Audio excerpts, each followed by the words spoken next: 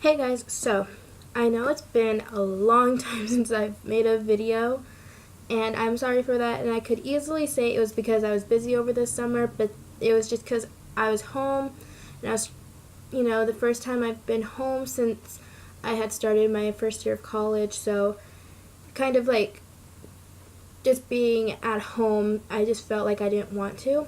So that's the whole reason why I haven't made a video in so long. But I'm back now, up north, for college, and I'm ready to get back into the swing of things, making more YouTube videos.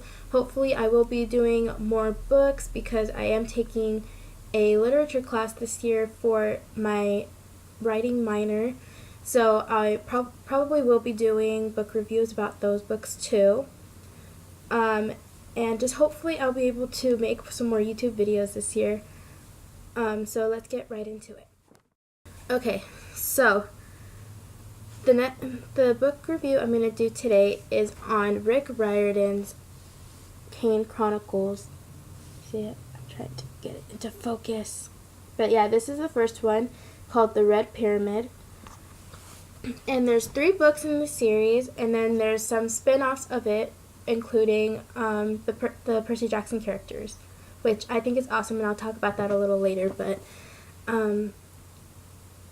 I read this series because I heard it was really good, and I read Percy Jackson before, and I had really loved it, and I really wanted to see more about Rick Riordan's writing, especially the ones having to do with mythology. So when I heard about the Kane Chronicles and that it was about Egyptian mythology, I was like, okay, let's jump right into that because I love mythology and I love the whole aspect of, Egyptian, Greek, Roman mythology. I love all of kind of mythology that comes into it. There's a lot of history there, and there's also a lot of fantasy there, and that combines my 2 favorite things, history and fantasy. So the Red Pyramid is about the main character, Carter. He is half African American, half white. His mom is British, and his dad is African American. And I'll talk about why I find that really cool a little later. But he lives with his dad. What is his dad's name? I can't even remember his dad's name.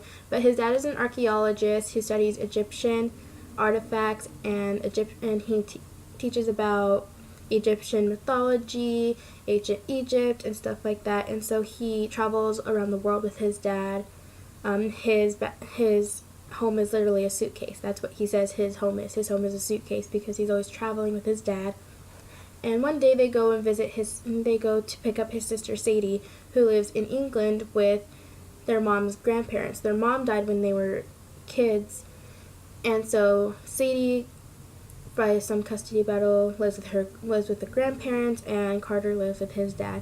And so when they go and pick up Sadie, they finally find out the big secret that their dad is hiding is that the Egyptian gods are still around, and they're angry, and there's just a lot going on. It's so awesome, especially hearing all about Egyptian mythology, because that's the one mythology I don't know a lot about. When I first got into reading Percy Jackson, I read all I could about Greek myths. There was always books that I could find about Greek myths. When it came to Egyptian, there wasn't much that I could, research about it. So reading the Kane Chronicles really helped me develop what I know about Egyptian mythology and stuff. But I'm going to talk a little bit about the 2 main characters, Carter and Sadie Kane. And they couldn't be more different. Sadie looks just like her mom, who's white. Carter looks like his dad, who's African American. And these 2 couldn't be more different. But I do love their whole sibling dynamic because they kind of start out as, wanting to strangle each other all the time and not really knowing each other. They're like strangers even though they're brother and sister. And then they sort of develop this really awesome relationship, the kind of relationship that I hope that I have with my siblings as well. I think it's really great. And I really like the fact that Carter is half African American and half white, just because of the fact that that's something you don't usually see a lot, especially in literature and in media. you can talk about it, but there's not like a big dynamic of it in these types of books and type of media. And I think it's really good because I've seen a lot of reviews on Rick Riordan's books about him whitewashing his characters and his characters just being only white, and I'm like, that's not true, especially if you keep reading Percy Jackson and you keep reading Heroes of Olympus and Trials of Apollo. Those are really great books to read, and especially because of the fact that the whole demographic of them isn't just white. There's Hispanic, there's African American, there's so many different types of people in these books, and I think Rick Riordan really does it justice. I could be a little biased about it just because Reina in Heroes of Olympus is Puerto Rican and I'm Puerto Rican and all that, but I think there's a really great representation in his books about, not just white people, but there's black kids, there's Hispanic kids, there's so many different types of kids in these books, and I really adore it, and I really love the fact that it's aimed at middle school readers, and these middle school readers can read these books that have kids just like them in it, and they're just as strong as any of the white main characters, As someone who read a lot even in middle school, and most of the books that I read had white people as the main characters, or like they had an ethnic character on the side who was kind of goofy and all that. Growing up with that kind of thing, I really love the representation Rick Riordan puts in his books for middle school people, And I think it's just an interesting dynamic because so many times when you read, you want to think of the characters as someone who looks like you. And so if you're African American and you can relate to Carter, or you can relate to any of the other African American characters in there, you really, that's a beautiful thing. More on the plot of it, there was a lot of parts that I didn't get, but that was mostly because of the fact that I didn't know much about Egyptian mythology.